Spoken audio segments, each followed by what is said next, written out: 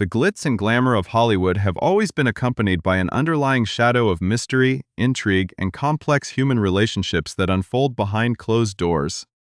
For decades, the public has been captivated by the silver screen, watching larger-than-life figures portray characters that define generations, leaving an indelible mark on popular culture.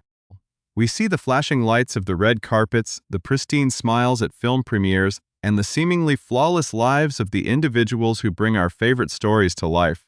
Yet beneath this carefully constructed surface of fame and artistic achievement lies a completely different reality, a world where personal dynamics, sudden disagreements,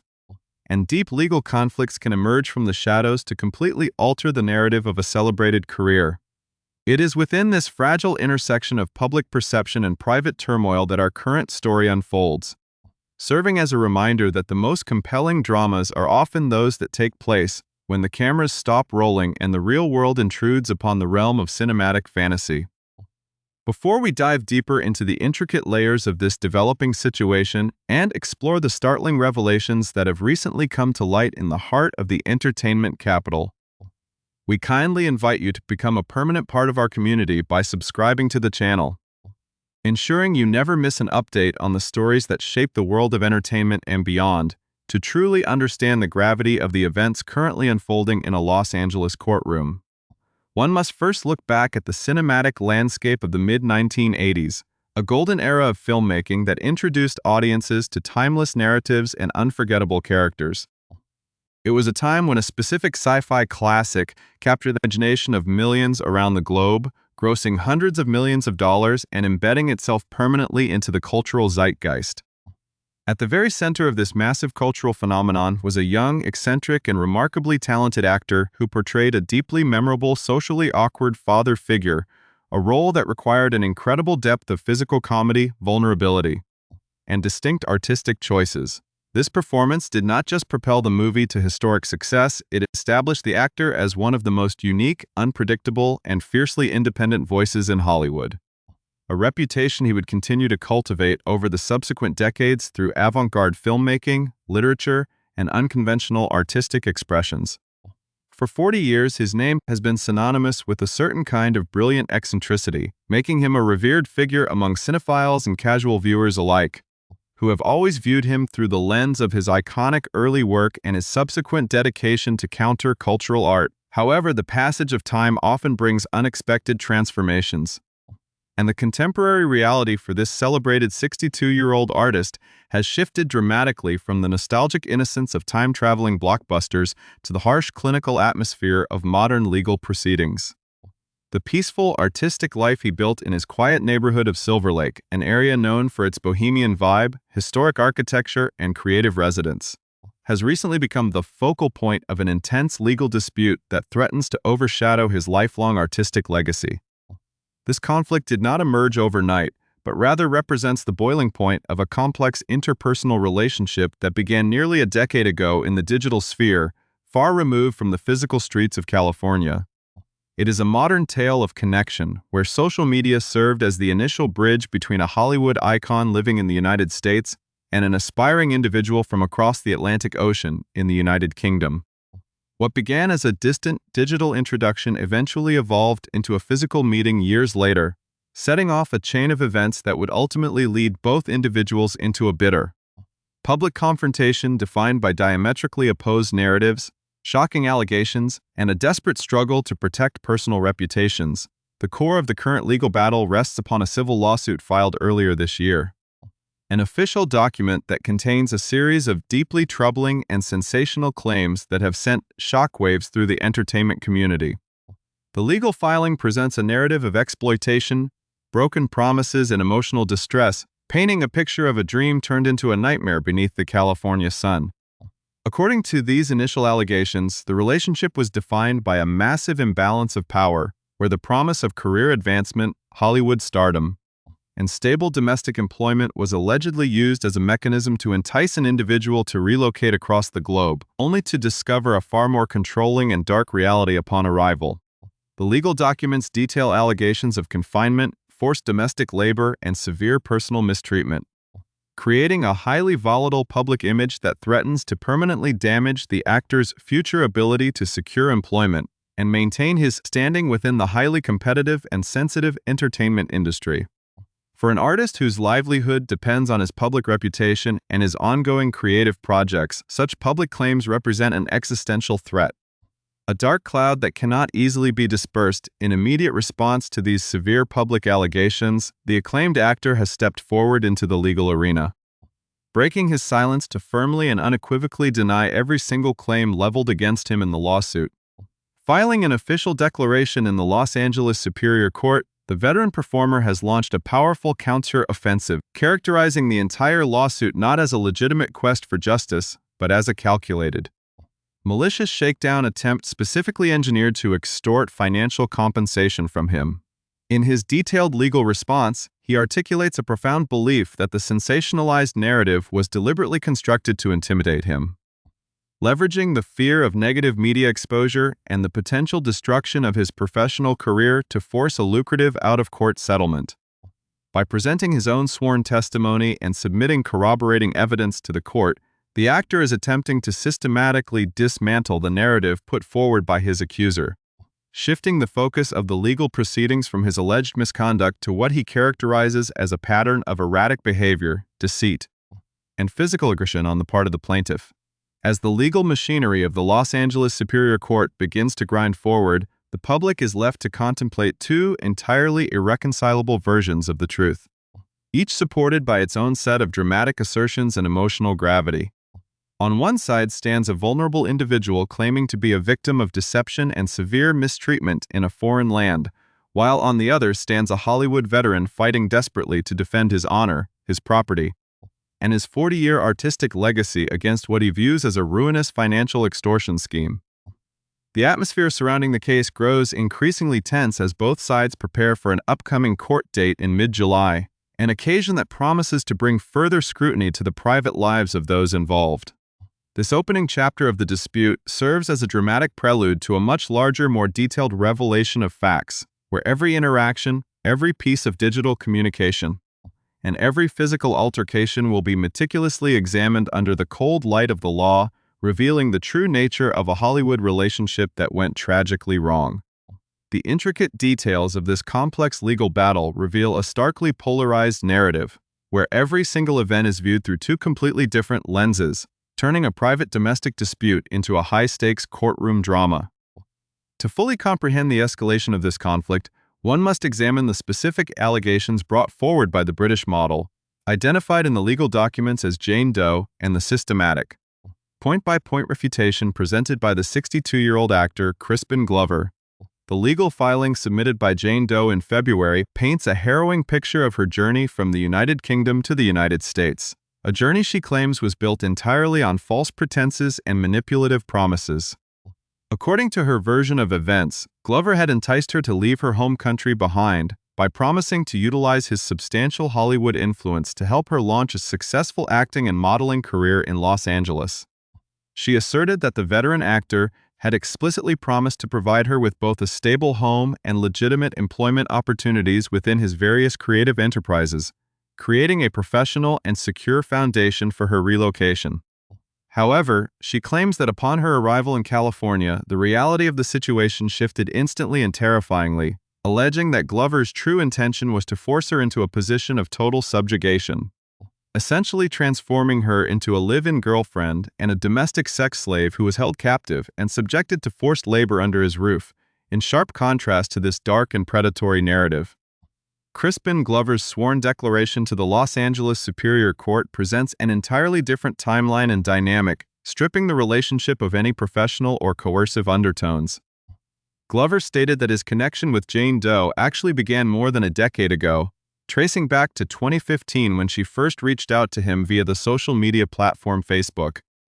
According to the actor, this initial digital acquaintance remained distant for many years before eventually evolving into a brief, mutually agreed-upon romantic relationship that culminated in 2023. Glover vehemently denied that there was ever any professional arrangement, career promise, or employment contract discussed between them. Instead, he asserted that the entire pretense of her arrival in the United States was rooted solely in their consensual romantic dynamic as boyfriend and girlfriend. To support this claim, the actor noted that he personally provided the funding for her international travel costs out of affection, viewing her visit as a standard step in a long-distance relationship rather than a business trip. Furthermore, Glover clarified that her actual stay with him was far shorter than her lawsuit implied, stating that she spent a mere 3 nights with him in Europe and approximately 16 nights at his private residence in the Silver Lake neighborhood of Los Angeles, making the allegations of long-term captivity and forced labor logistically impossible and entirely fabricated. As the days passed during her 16-day stay in Los Angeles, the interpersonal tension within the household began to rise dramatically, reaching a critical breaking point that ultimately shattered the romantic relationship. In his legal declaration, Glover recalled a specific and highly unusual turning point that occurred after approximately 2 weeks of her residing at his home. He claimed that Jane Doe suddenly approached him with a bizarre demand, asking him to deliberately deceive her friends, family, and the public by falsely claiming that the two of them had been legally and spiritually married in a traditional Islamic ceremony. Glover stated that he found this sudden proposition deeply unsettling and completely inappropriate given the brief nature of their relationship, and he firmly refused to participate in such a deception. Following this outright refusal, the actor alleged that the model's behavior became increasingly volatile, erratic, and unpredictable. According to his testimony, she abruptly left his Silver Lake residence to stay with local friends, effectively ending their brief romantic cohabitation but leaving behind a highly charged emotional atmosphere and, crucially, her personal belongings, including her 2 pet cats. The true climax of this domestic tragedy occurred on March 2, 2024, when Jane Doe returned to Glover's Los Angeles home, an event that both parties agree resulted in physical violence, but one where they accuse each other of being the primary aggressor. In her February lawsuit, Jane Doe claimed that she returned to the property for the sole purpose of retrieving her pet cats and remaining belongings. She alleged that upon her arrival, Glover became violently aggressive, launching an unprovoked physical assault against her. Her filing detailed a terrifying encounter where the actor allegedly grabbed her by the neck and forced her into a tight headlock, choking her to the point of injury and leaving a highly visible permanent wound and scar on her neck. To corroborate her claims of physical abuse, the model attached a photograph of her neck injuries directly to her legal filing, presenting it to the court as undeniable physical evidence of the actor's alleged violence and domestic abuse. However, Crispin Glover's legal response turns this entire accusation upside down, presenting a detailed counter-narrative backed by law enforcement records and photographic evidence of his own injuries. Glover stated that on that fateful March afternoon, Jane Doe arrived at his home accompanied by an unknown adult male. The actor initially assumed that the visit would be a peaceful transaction, believing they were there simply to collect her belongings and her 2 cats. Instead, Glover claimed he was suddenly ambushed on his own property. He asserted that the unknown man began shouting verbal threats at him, while Jane Doe launched an unprovoked verbal and physical assault against him. In his sworn statement, Glover described a chaotic scene where the model reached up toward his face, aggressively gouged her fingernails deep into his skin, and forcefully drew blood. To support his version of events, Glover enclosed a photograph in his legal filing, showing himself bleeding from a prominent, deep facial scratch inflicted during the struggle. Terrified for his safety, Glover immediately dialed 911 to summon emergency assistance. An action that completely contradicts the behavior of an abusive captor. The arrival of the Los Angeles Police Department marked a definitive shift in the trajectory of that afternoon, moving the conflict from a private dispute into the realm of criminal law enforcement. According to official police records and statements from Glover's legal counsel, the responding officers conducted a thorough on-scene investigation into the physical altercation. After evaluating the physical evidence, interviewing both parties, and observing the bleeding facial injuries sustained by the actor, the LAPD officers determined that Jane Doe was the primary physical aggressor in the encounter. Consequently, she was placed under arrest right then and there at the Silver Lake residence. Glover later utilized the Los Angeles County Sheriff's Department's official website to verify that his ex-girlfriend had been formally booked and charged with felony assault, with her bail being set at a substantial $50,000. This documented law enforcement intervention forms the bedrock of Glover's defense. as his legal team argues that the current battery lawsuit is merely a retaliatory legal maneuver designed to rewrite history and erase the objective fact that she was the one arrested for a violent felony assault on that day, following her arrest and subsequent release. The legal separation between the two individuals became absolute, though the underlying tension continued to simmer across the legal landscape. Glover stated that in the immediate aftermath of the violent incident, he filed an official application for a civil harassment restraining order against Jane Doe to protect himself from any future encounters or potential harassment. However, despite his best efforts and those of his legal representatives, they were completely unable to successfully locate her in order to formally serve her with the legal paperwork, as her whereabouts became entirely unknown. In his recent declaration, Glover noted that the dramatic and violent confrontation on March 2, 2024, was the absolute last time he ever saw Jane Doe in person, meaning that more than 2 full years of complete silence had passed before this sudden civil lawsuit was unleashed against him, a timeline that he argues further highlights the suspicious, calculated nature of her current financial demands. As this intricate legal battle heads toward a critical courtroom confrontation scheduled for July 20th, the broader context of the dispute sheds light on the deeper motivations, the artistic history of the individuals involved, and the immense stakes that hang in the balance for both parties, beyond the immediate physical altercation and the dramatic allegations of domestic abuse. The lawsuit also delves into highly sensitive cultural and ideological accusations that threaten to tarnish the reputation of an actor who has spent his entire adult life navigating the complex waters of independent cinema. In her original February filing, Jane Doe included a highly damaging claim regarding Glover's personal residence and artistic collections, asserting that when they first met in Dresden, Germany, the actor had proudly displayed a collection of Nazi memorabilia to her. This specific accusation was clearly designed to paint a picture of a man holding deeply offensive, extremist ideologies, adding a layer of moral turpitude to the already severe allegations of physical and emotional abuse. Such a claim in the modern cultural landscape is often enough to permanently destroy a public figure's career, regardless of the ultimate outcome of a legal trial, making it one of the most volatile elements of the entire lawsuit. In his comprehensive declaration to the Los Angeles Superior Court, Crispin Glover addressed this ideological accusation with intense gravity and meticulous detail, firmly labeling her description of his collection as entirely false, highly misleading, and stripped of its artistic context. The actor clarified that the items Jane Doe observed were not personal tokens of political affiliation, but were actually authentic film props used during the production of his critically acclaimed, highly avant-garde 2005 movie titled What Is It? Glover explained that this particular film, which he wrote, directed, and produced independently, deliberately utilizes authoritarian and totalitarian imagery for the explicit purpose of conveying a powerful, anti-authoritarian message to the audience. He emphasized that his life's work has always been rooted in challenging societal norms and questioning rigid power structures through surrealist art. The actor stated unequivocally that he is deeply and profoundly aware of the historic horrors of World War II and the devastating impact of totalitarian regimes, describing himself as a lifelong, passionate proponent of anti-authoritarian messaging in art and cinema, by explaining the conceptual framework of his creative projects. Glover sought to demonstrate how his artistic eccentricity had been maliciously recontextualized by his accuser to form a weapon of character assassination in a court of law. To fully appreciate why this legal battle carries such profound consequences, it is essential to examine the unique decades-long journey of Crispin Glover, an artist whose career has never conformed to traditional Hollywood standards. Born in Brooklyn, New York, to parents who were also deeply involved in the performing arts, Glover was immersed in the world of creativity from his earliest days, eventually relocating to Los Angeles where he would begin his professional acting journey as a teenager.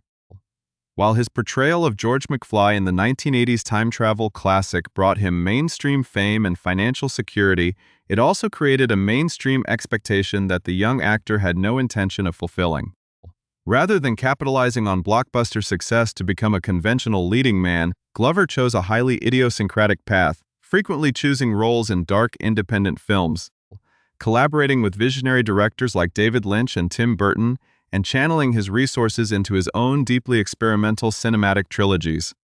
This steadfast commitment to artistic independence meant that his public reputation was always that of a brilliant, unpredictable renegade, a man who valued creative integrity far above commercial viability, making his current vulnerability to reputational damage all the more significant. On the other side of this legal divide stands Jane Doe, a British model whose journey to Los Angeles represents the modern, often perilous pursuit of the classic Hollywood dream. In her legal filings, she described herself as currently experiencing homelessness within the greater Los Angeles area, a stark contrast to the glamorous life of stardom she claims she was promised prior to her international relocation. Glover, however, noted in his filing that according to his understanding, she has been residing in a traditional home within the region, creating yet another point of factual contention between the two parties. Her legal team, when reached out to by media organizations like the Daily Mail, has consistently declined to offer further comments on the developing case,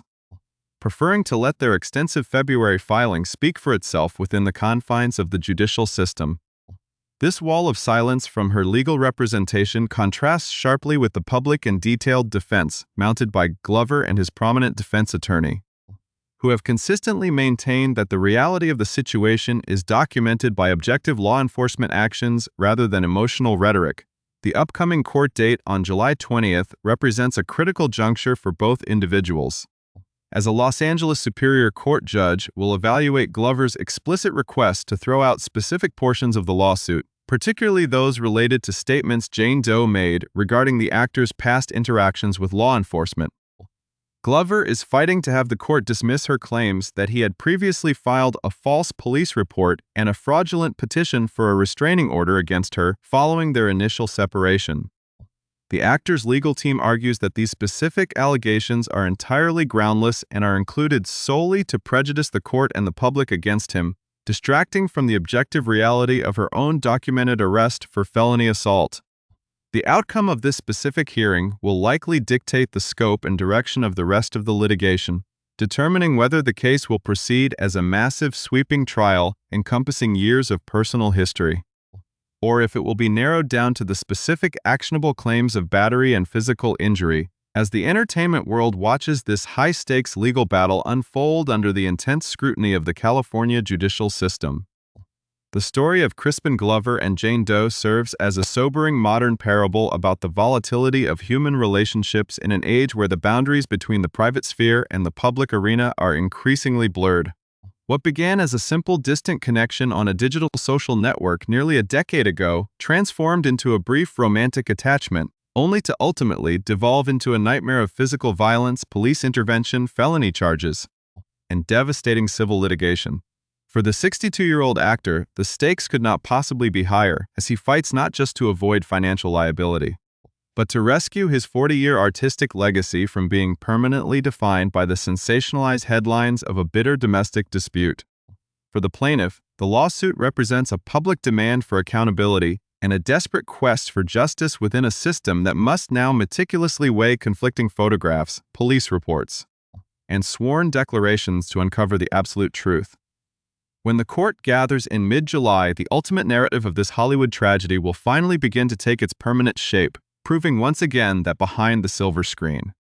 the pursuit of truth is often far more complex than any cinematic fiction.